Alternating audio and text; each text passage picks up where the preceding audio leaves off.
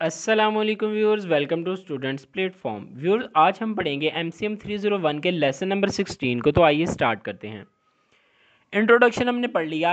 अभी स्पीच का next part जो है वो है body. It flows automatically after brief introduction. It is what you are going to talk to the audience. ये वो चीज़ जो आप लोगों से बात क्या करना चाहते हैं। इसके डिफरेंट पार्ट्स हैं, टाइप्स हैं डिफरेंट। पहली है स्पेशियल। स्पेशियल टाइप के अंदर क्या है, इसको देखते हैं। स्पेशियल, अच्छा आपको बता दूँ कि इन्होंने काफ़ी ज़्यादा एक्सप्लेनेशन दी हुई है चीज़ों की। एक्स्ट्रा एक्सप्लेनेशन कह लें जिसको, एक्स्ट्रा एग्जांपल्स दी हुई हैं जिनका कोई ताल्लुक नहीं है पेपर पॉइंट ऑफ व्यू से और कोई समझ नहीं की उनको आज सच ज़रूरत नहीं है। लिहाजा आपने टेंशन नहीं लेनी। मैंने बिल्कुल जो है ना मेन चीज़ें जो आपको याद करनी और जो पेपर में आएंगी उनके रिलेटेड मैंने आपको एक लेक्चर बना दिया। सो लिहाजा आप ना उसको, मेरे लेक्चर को सुन के तो देख लीजिएगा जो जो चीज़ें आपने याद करनी है, और हाईलाइट भी की हुई हैं मैंने चीज़ें, तो इंशाल्लाह आपको ज़्यादा मसला नहीं आएगा। स्पेशल ऑर्डर के अंदर वो कह रहा है कि एक ख़ास फ्लो के साथ टॉपिक पर बात करना। एग्ज़ाम्पल, अभी मसलन आप एक बिल्डिंग को बयान करने लगे। आप एक घर है, बड़ा खूबसूरत सा घर है, उसको आपने डिस्कस करना है, उसके बारे में बात करनी है। तो आप कैसे करेंगे? आप तरतीब से शुरू होंगे। आप कहेंगे ये इंट्रेंस है इसकी, यहाँ से इंटर होंगे हम। इंट्रेंस इस तरह की है, गेट इस तरह का है, आगे गैराज है या सहन है आगे घर का, वो इस तरह का है। आगे कमरा है घर का, ये पहला कमरा है, ये दूसरा कमरा है, ये आगे तीसरे कमरे के अंदर इस तरह, चौथे में इस तरह बात करेंगे। लेकिन अगर मैं इस तरह करूं कि मैं एक बिल्डिंग की बात करना चाहूं तो मैं कहूं भाई ये बिल्डिंग है और इसके अंदर ये चौथा जो कमरा है ना, आगे ये जाके चौथा कमरा जो है वो इस तरह का है और पहला कमरा इस तरह का है। अभी मैं अगर आप बताएंगे पहली बात मेरी ठीक थी या दूसरी वाली बात ठीक है? अगर तरतीब से लेके इंट्रेंस से लेके एंड तक मैं बात करूं या फिर एंड बात शुरू करते ही पहली आखिरी आखिरी कमरे की बात कर दूं, कौन सी बात ठीक है? पहली वाली बात ना। मतलब एक चीज़, अपनी चीज़ को एक फ्लो के साथ, एक सीक्वेंस के साथ, एक तरतीब के साथ लेके चलना, ताकि लोगों को उसकी समझ भी आए और वो मतलब एक्सेप्ट करें। एक अच्छी चीज़ लगती है ना ये, एक तरतीब के साथ एक चीज़ को बयान करना। यही इसके अंदर बात कर रहा है। Chronological order. क्रोनोलॉजिकल ऑर्डर के अंदर वो कह रहा है कि फॉलोज द टाइम पैटर्न, मतलब टाइम का सीक्वेंस। फॉर एग्जांपल, अगर मुझे कहा जाए कि मेरी उम्र 25 साल है और अपनी उम्र को बकाया जो उम्र मैंने गुजारी है ना उसको मैंने बयान करना है, तो मैं क्या करूँगा? मैं कहूँगा भाई मेरी उम्र 25 साल है। आज से 5 साल पहले मैं जब 20 साल का था तो मैं ये काम करता था। उससे 5 साल पहले जब मैं 15 साल का था तो मैं इस क्लास में पढ़ता था, ये काम। मतलब एक तरतीब से। अगर मैं ऐसे कहूँ जी मैं जब 2 साल का था तो मैं ये करता था, छोटा सा था तो, और मैं ये मतलब चलना फिर सीख रहा था या बोलना सीख रहा था, और जब मैं जी 9 साल का हुआ तो मैं ऐसे कर रहा था, फिर मैं कहूँ जी मैं जब 5 साल का था।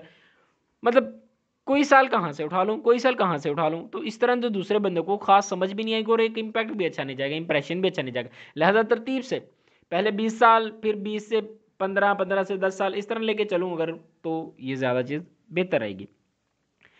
नेक्स्ट है टॉपिकल ऑर्डर। टॉपिकल ऑर्डर जो है मतलब कि divide the main topic into सब टॉपिक्स। एक मेन टॉपिक जिस पे मैंने बात करनी है उसको मैं छोटे छोटे टॉपिक्स में बात डिवाइड कर लूँ। मसलन मैंने एक पर्सनैलिटी के बारे में बात करनी है।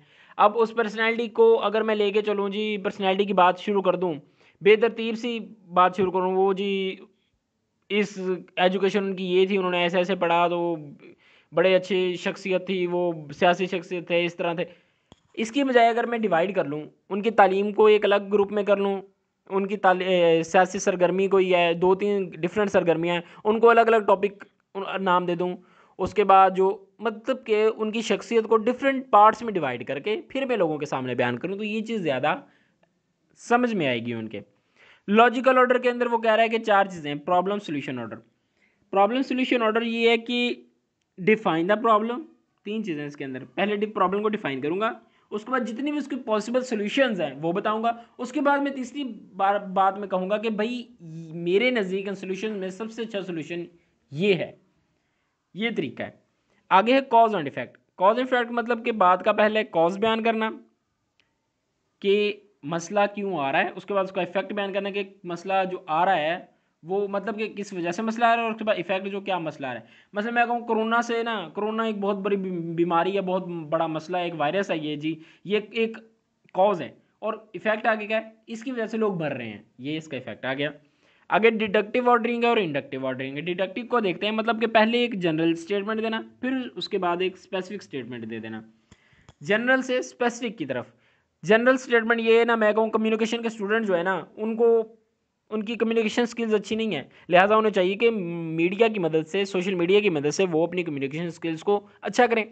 ये जनरल स्टेटमेंट होगी। अब स्पेसिफिक में दूँ, मैं आगे से ये कह दूँ कि अच्छा, ले इसके लिए यूट्यूब पर जो है ना वीयू का चैनल है, उसके अंदर कम्युनिकेशन के लेक्चर हैं, वो आप सुने। मैंने स्पेसिफिक बात कर दी, लेकिन पहले मैं अगर ये बात कर देता स्पेसिफिक के वीयू का चैनल है, उसके ऊपर कम्युनिकेशन के लेक्चर सुने, उसके बाद मैं बात करता कि स्टूडेंट का जो कम्युनिकेशन स्किल बहुत वीक है, उन्हें सोशल मीडिया से मदद लेनी चाहिए, तो ये बात कोई जचती नहीं है, कोई तरतीब नहीं लगती, और इस बात का लोगों पर मेरी बात का असर भी कम होगा।